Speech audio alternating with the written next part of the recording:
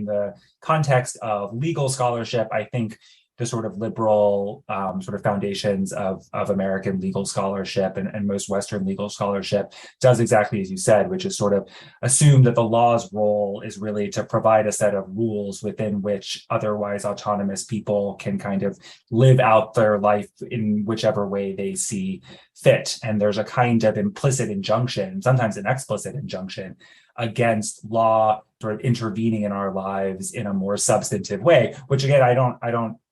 reject that. I mean, I think that's like a perfectly, there's a lot of wisdom to that perspective. And likewise, I think, some people who work not in a liberal tradition, but in a more radical tradition are really worried about, if we put forward new substantive conceptions of how these technologies should be operating, are we going to maybe, inadvertently reinscribe racist or colonial or imperialist or other kinds of oppressive values into these technologies? And so there's a real worry about, I think, normative prescription at all coming from some of those traditions, especially in the surveillance studies literature. And I think those worries are perfectly understandable too. But, for reasons I sort of lay out in the second part of the paper, I think we should be emboldened, and we should sort of, even in the face of those kinds of real concerns, work to put forward a substantive vision, because the alternative,